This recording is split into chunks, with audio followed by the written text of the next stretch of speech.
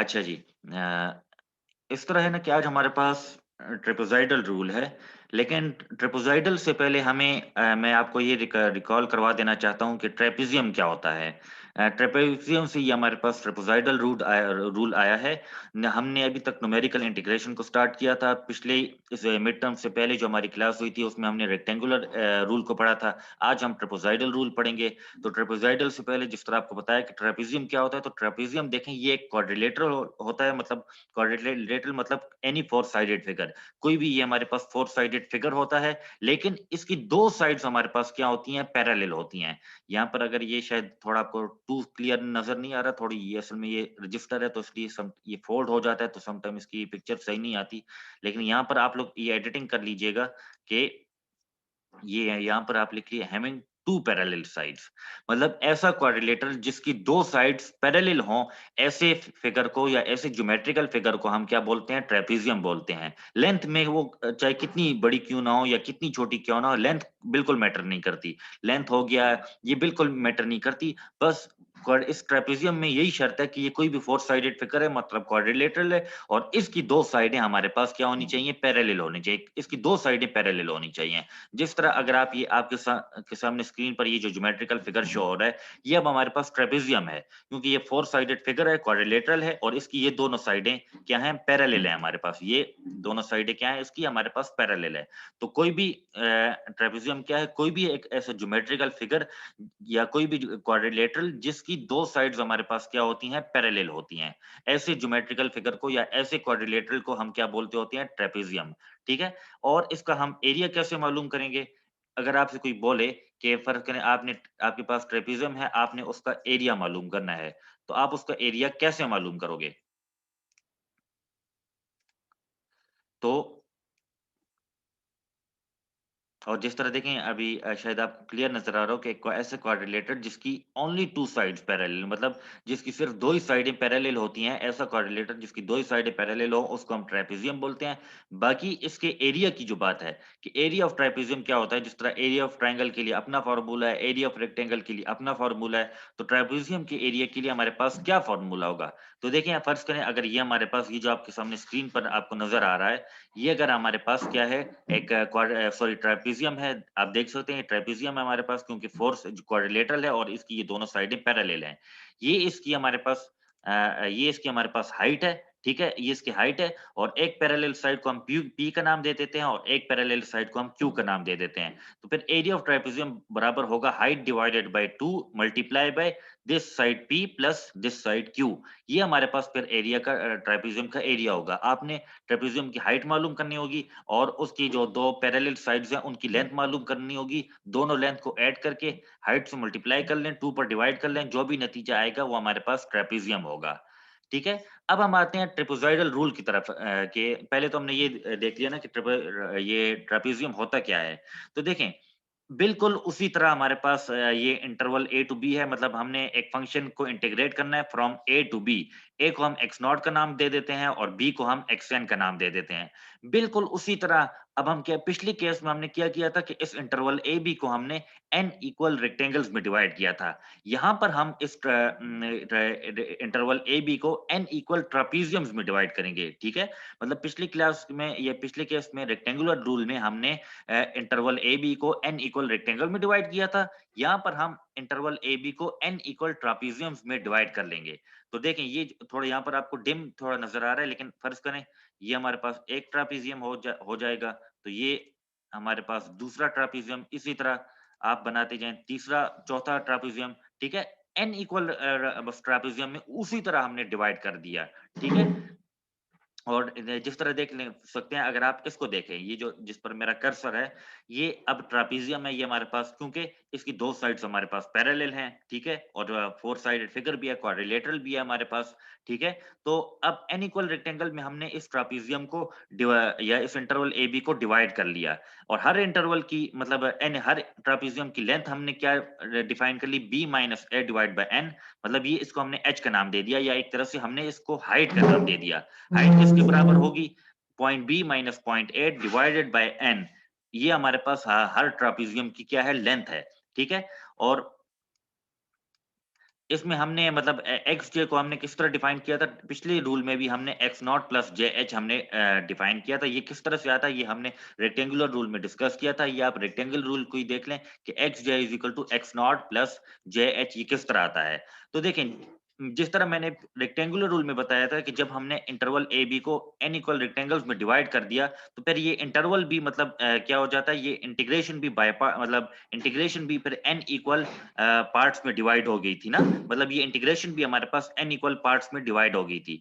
तो यहाँ पर भी हमने इस इंटरवल ए बी को n इक्वल ट्रापेजियम्स में डिवाइड कर दिया, तो ये इंटीग्रेशन भी हमारे पास क्या हो जाएगी, n इक्वल पार्ट्स में डिवाइड हो जाएगी। मतलब x x not to x1 to x2 और xn माइनस 1 से लेकर xn तक। लेकिन ये याद रखिएगा कि x नॉट x1 ये एक ट्रापेजियम है, x1 x2 ये दूसरा ट्रापेजियम है, xn माइनस 1 xn ये हमारे पास तीसरा ट्रापेजियम है, सॉरी nth ट्रापेजियम है हमारे पास। ठीक है, तो अब हम पहले ट्रापेजियम की तरफ आते हैं। जिस तरह मैंने आपको बताया कि x नॉट x1 ये एक ट्रापेजियम है। तो देखें, ये अगर x नॉट x1 ये अगर मैं आपको फिगर में ट्रापेजियम दिखाऊं, तो यही यही वाला ट्रापेजियम है, ये जिस पर मेरा कर्सर है या जिसको मैं अभी हाईलाइट कर रहा हूँ, ये हमारे पास पहला ट्रापेजियम है x नॉट से लेकर x1 तक। हाइट इसकी हमारे पास h हो जाएगी। ठीक है, तो अब हमें ये जो दो पैरेलल साइड्स है, एक पैरेलल साइड ये है जिस पर मेरा कर्सर है और दूसरी पैरेलल साइड हमारे पास क्या है, ये है। ठीक है, तो अब अगर ये x नॉट है तो इसका इमेज क्या होगा, f ऑफ x नॉट हो जाएगा। तो इस साइड की लेंथ को हम f ऑफ x नॉट का नाम दे देते हैं और इस साइड की लेंथ को, इस पैरेलल साइड की लेंथ को, यहाँ पर x1 है तो इसका इमेज f ऑफ x1 हो जाएगा ना। तो इस साइड की लेंथ को मैं f ऑफ x नॉट का नाम दे देता हूँ और इस साइड की लेंथ को मैं f ऑफ x1 का नाम दे देता हूँ। तो ट्रापेजियम के फॉर्मूले के मुताबिक फिर इस पहले ट्रापेजियम का एरिया क्या होगा, h divided by 2 into F of x not plus F of x1, जिस तरह यहाँ पर मैंने ऑलरेडी लिखा हुआ है। इसी तरह दूसरे ट्रापेजियम का भी यही हमारे पास एरिया होगा। x1 से x2 ये दूसरा ट्रापेजियम है, फिर xn माइनस 1 से लेकर xn तक ये nth ट्रापेजियम हमारे पास, तो उसका जो एरिया होगा वो होगा h by 2 into F of xn minus 1 plus F of xn।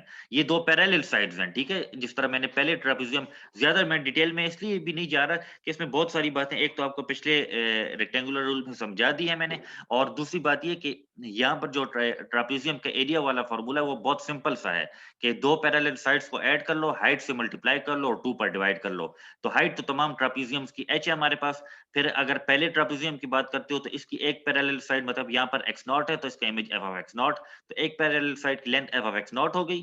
फिर यहाँ पर x1 है तो दूसरी पैरेलल साइड की लेंथ क्या हो गई, f ऑफ x1 हो गई। तो इस पैरेलल ट्रापेजियम का जो एरिया हो गया f of x not plus f of x1 multiply by it's height h divided by 2।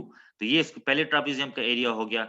दूसरे ट्रापेजियम का x1 से लेकर x2 तक ये हमारे पास आ जाएगा और xn माइनस xn तक भी ट्रापेजियम का एरिया हमारे पास यहाँ पर मालूम होगा आपको। इसी तरह बिल्कुल सेम टू सेम पहले ट्रापेजियम जैसा ही तरीका है हमारे पास।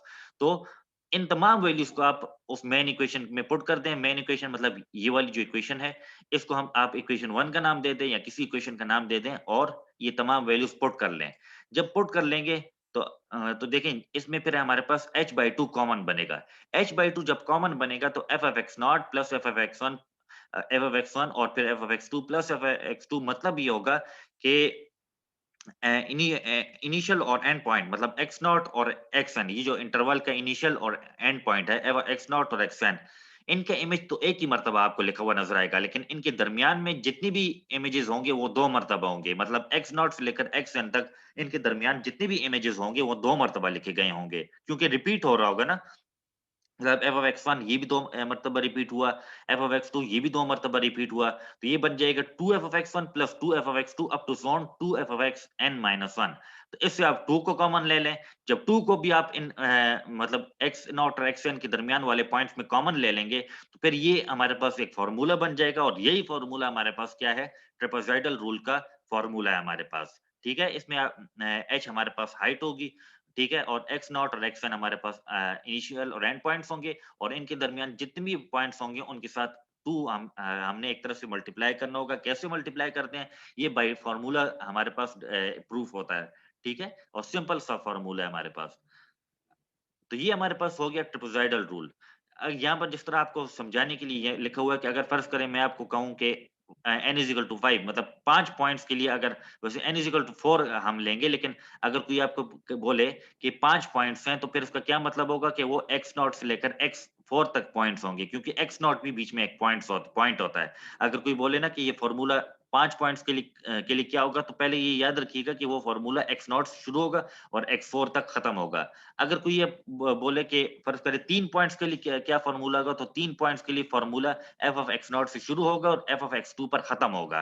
ठीक है? क्योंकि यहाँ शुरू 0 से होता है, यहाँ गिनती शुरू 0 से होती है, 1 से नहीं होती है हमारे पास।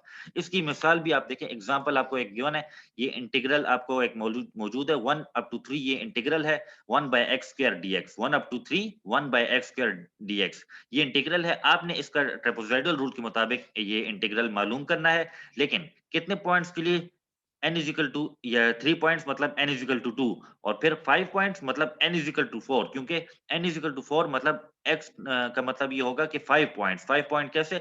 x0, x1, x2, x3, x4 ये 5 पॉइंट्स हमारे पास बनते हैं। अगर 3 पॉइंट्स हैं तो n2 होगा, कैसे?